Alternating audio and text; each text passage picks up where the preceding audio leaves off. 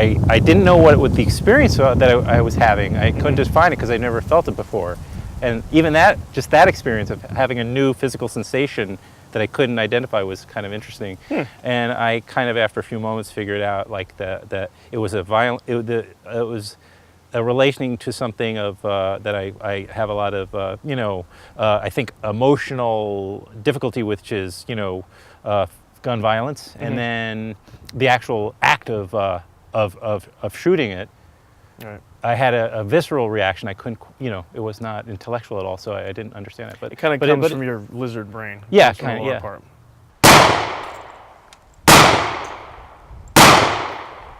What I figured I could bring to the conversation was talking a little bit about programming, especially programming film events, and which includes theatricals and one-off screenings and things of that nature, especially like in a city like New York.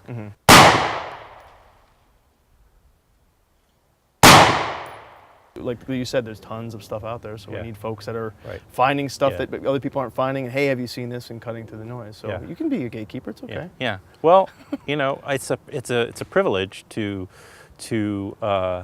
work with filmmakers and artists and writers and actors and all, to and find these special films and to do just that, and to find a way of getting them seen and helping them along in any way.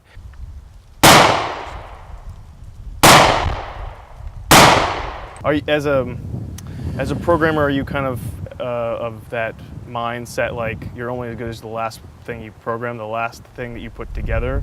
Are you ever afraid of, because we were talking earlier about the idea of like, you got to get asses in seats, so to speak, but at the same time, you don't want to just show, you don't want to cater to a certain audience. We've talked about this in past column posts about that.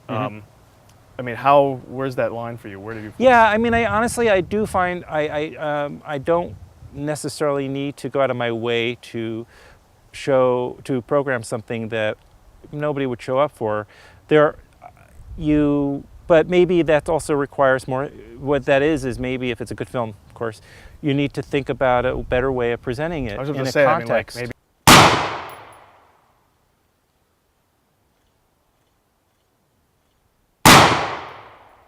and it doesn't just have to be the film, right? It could be the conversation that happens, or it could be some other component.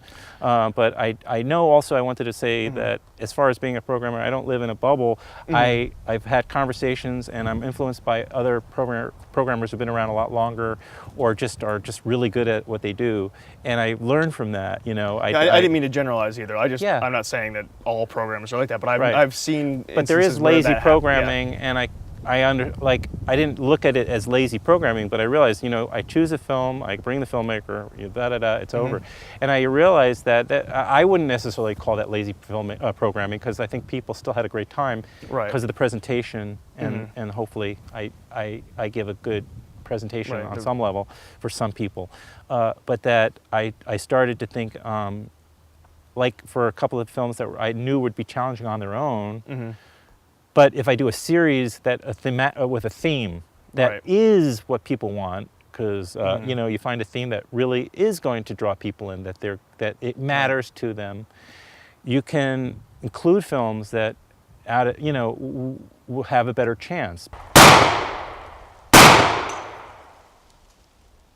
And so people have to start, I think, thinking they can't expect programmers to shoulder the whole weight of how we now distribute and take in materials. Yeah. They also have to be understanding of what's going on. They can't. I feel like the old model of like, I'm going to make a movie, I'm going to get a theatrical release, and then it's going to go to DVD. It's gone.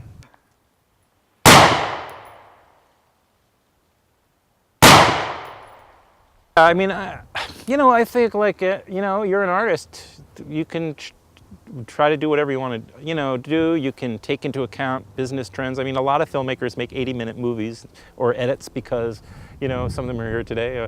They make 80-minute. No, they'll make an 80-minute edit of their film because it fits into a festival schedule. Right.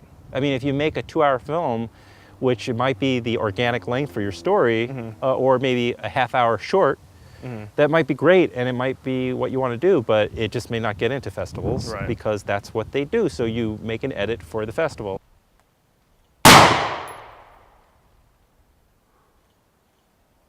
that's a tough one, man, because you're going back and forth, and you're getting into this area where like I'm not making the movie I want to make. I'm making the movie that will program better. And I think that that's a very. I'm not saying it's like wrong or anything like that. I'm not, but that's a dangerous area because I want to make the film I want to make. I don't want I don't want programmers to tell me, well, it really should be 80 minutes, not 85. Well, it's kind of like fuck you, like not fuck you, but like it's kind of like wait, but I'm the guy making the film. Right. Yeah, no, so make your film, and, you know, maybe it's so good that when they see it, they will program it.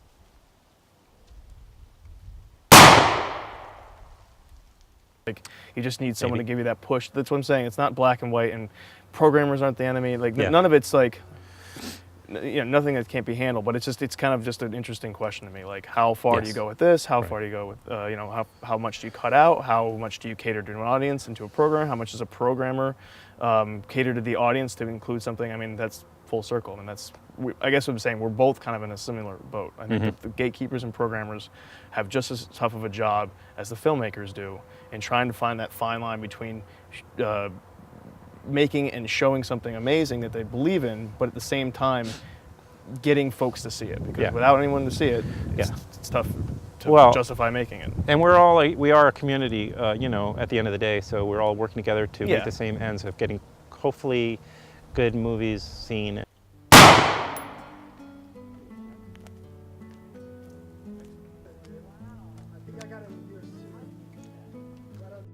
To me, this is just what's happening, and so it's an organic thing, and maybe it's good to have conversations like this. I think to just kind of keep talking about it and have the dialogue keep going, and shoot guns at the same time.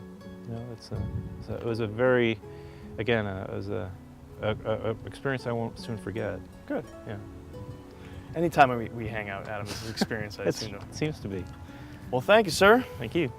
Good job. Thanks. Power off.